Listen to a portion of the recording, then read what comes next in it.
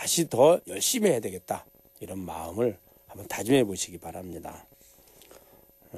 지난주에 이어서 오늘도 증도가에 대해서 말씀드리겠습니다. 교재 133쪽입니다. 개송 22번 개송이죠. 항상 홀로 다니고 항상 홀로 건나니 통달한 이 함께 열반의 길에 논일도다 됐습니다.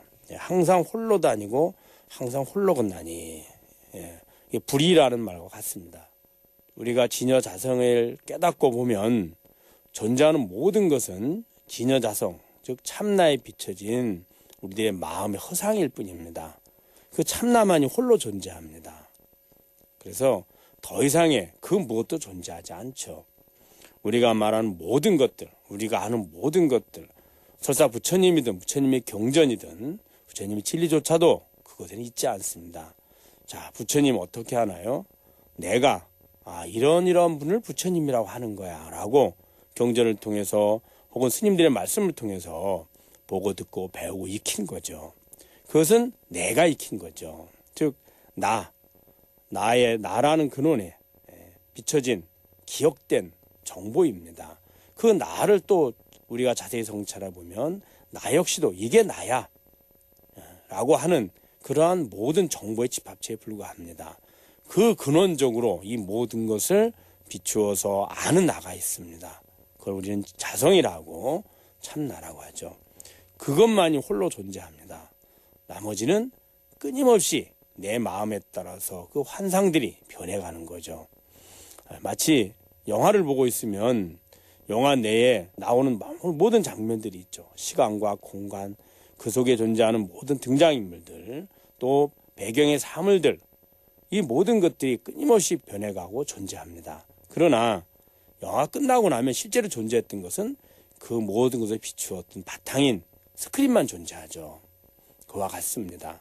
그래서 어떤 영화를 방영을 하든 어떤 영화를 상영하든 그 내용이 길든 짧든 그것이 슬프든 웃든 혹은 괴롭든 즐겁든 그 본바탕에 우리는 그저 그것을 비추어서 나타나게만 하고 있죠. 화면은 끊임없이 변하고요. 그와 같습니다. 그래서 항상 홀로 다니고 항상 홀로 건나니 다니고 건나는 말도 사실은 있지 않습니다. 홀로라는 말도 있지 않죠. 원래는 표현을 우리 이 중생계에 언어로서 표현을 하다 보니 이렇게 홀로라는 말을 쓰게 되고 항상이라는 말을 쓰게 된 겁니다. 왜 그러냐 하면 항상이라는 말은 무상의 반대거든요. 지금 존재한다고 여기지는 모든 것들이 끊임없이 변해갑니다. 매 순간 변해가죠.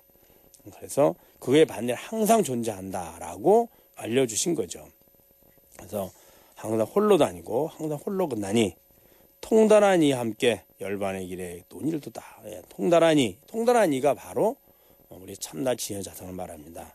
얼핏 통달한 이 하면 부처님 혹은 깨달은 선지식 이렇게 생각할 수도 있는데 그런 말이 아닙니다. 왜냐하면 통달한 이가 부처님이 계시고 혹은 통달한 이가 따로 있다고 내 참나에 비춰진다면 그 비춰진 모습은 또 다른 환영이기 때문입니다. 그래서 통달한 이라는 말 진여자성을 말한 겁니다.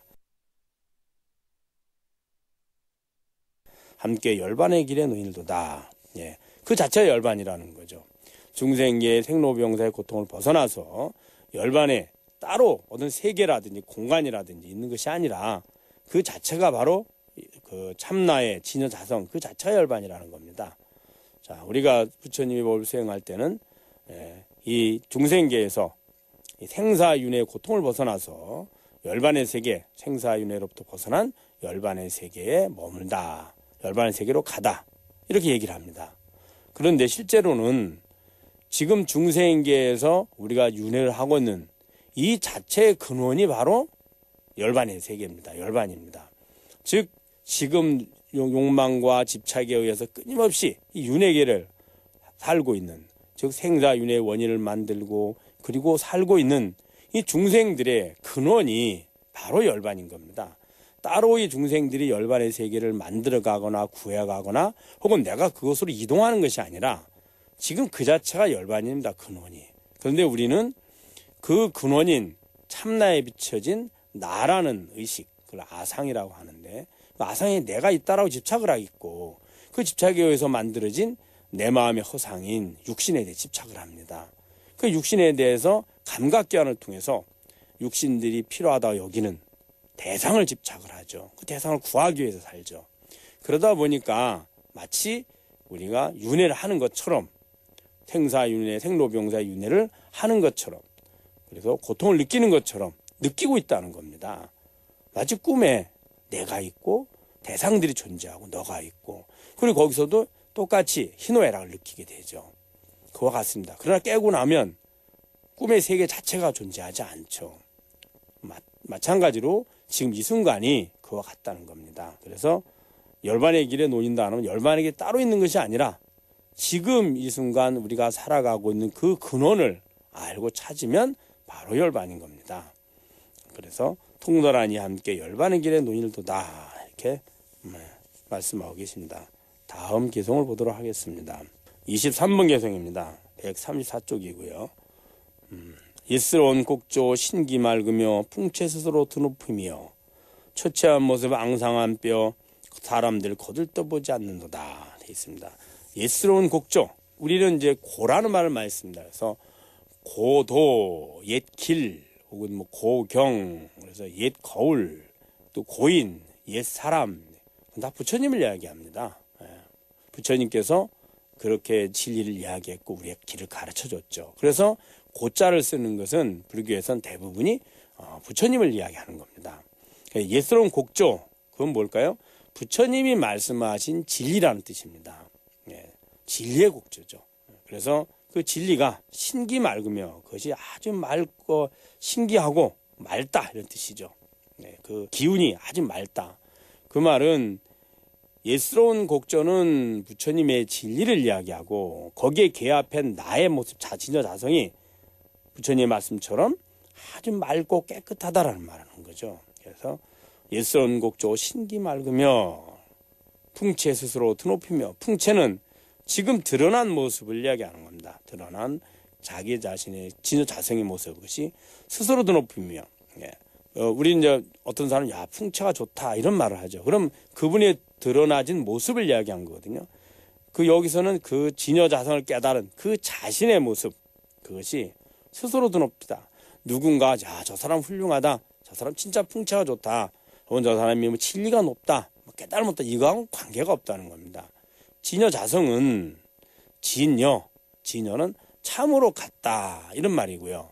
자성은 나라고 여기는 그 본체의 성품이라는 뜻이거든요. 그래서 자성, 나의 근본 성품 이렇게 얘기하죠.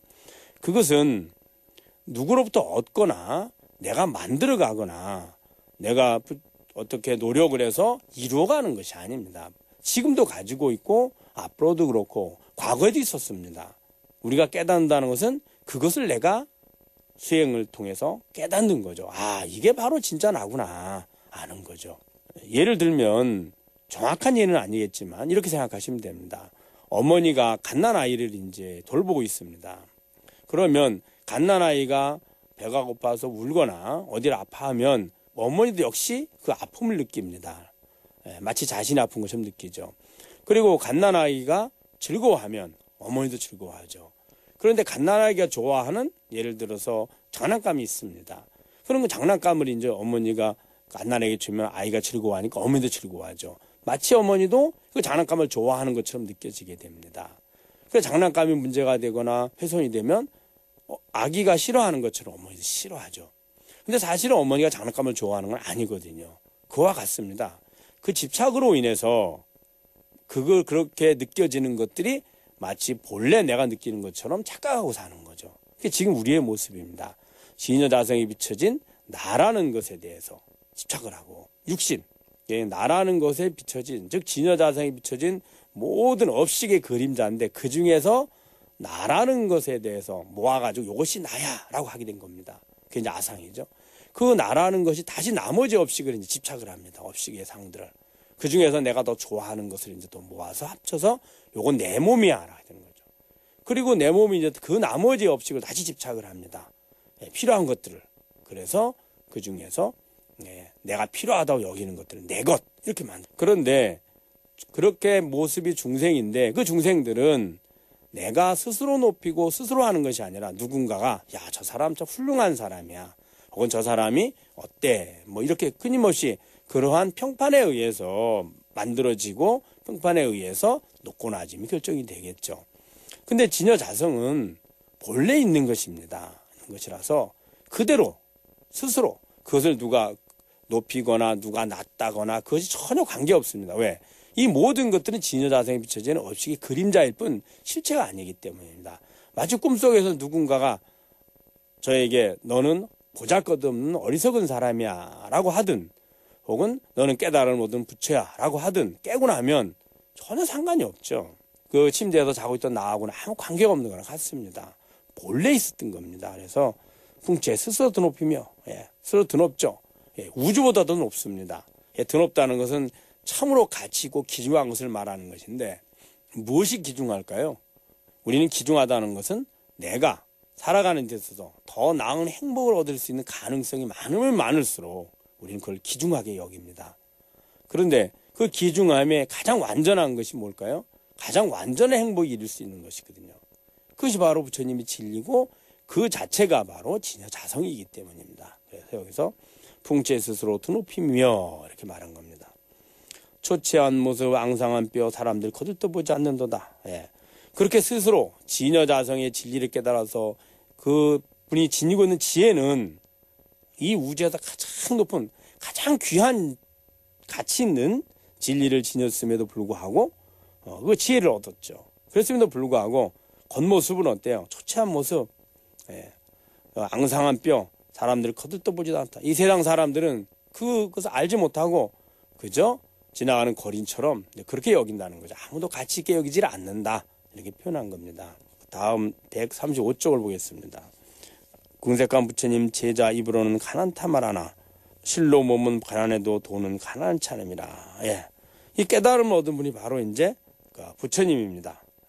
부처님 모습이 그럼 모든 사람들 입으로는 가난하다, 가난하다 이렇게 얘기한다는 거죠. 가난하지만 사실은 가난한 것이 아니죠.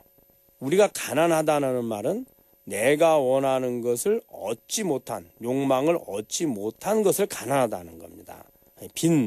부족하다, 빈약하다 이렇게 말하죠. 그것은 내가 원하는 욕망과 집착을 성취하지 못했을 때 느껴지는 느낌이거든요.